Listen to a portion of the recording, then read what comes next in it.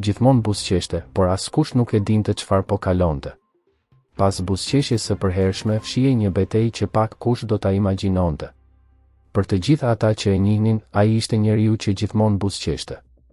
Në punë, në shoqëri, në familje, fytyra e tij rrallëherë tregonte lodhje apo shqetësim. Ishte ai që i jepte kurajo të tjerëve, ai që dëgjonte hallet e gjithkujt dhe gjente gjithmonë një fjalë të mirë. Por pas asaj buzëqeshjeje fshihej një realitet krejt ndryshe. Roli i të fortit që nuk ankohet kurrë.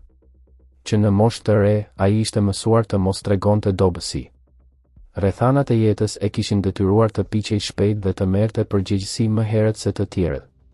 Me kalimin e viteve, buzëqeshja u kthye në një mburoj, një mënyrë për të mos shqetësuar askënd dhe për të mbajtur gjithçka nën kontroll.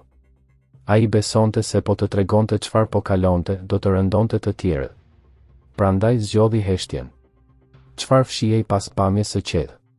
Pak njerëz e dinin se ai po përballej me probleme të mëdha personale, presion të vazhdueshëm, humbje që nuk i kishte përpunuar kurrë dhe ndjenjen e vazhdueshme se duhej të ishte mirë për hir të tjerëve.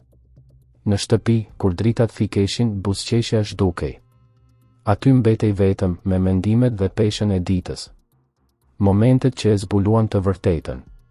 E vërteta doli gjatë një bisede të sinqertë, kur ai u pyet thjesht, si je, vërtet? Ishte hera e parë që dikush nuk u mjaftua me përgjigjen jam mirë.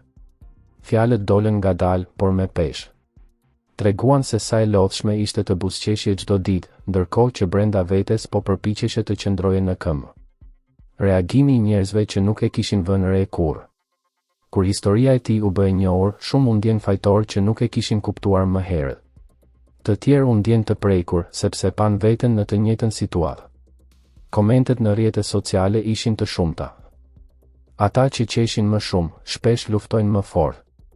Një mesazh i fortë për të gjithë ne. Kjo histori na kujton se buzëqeshja nuk është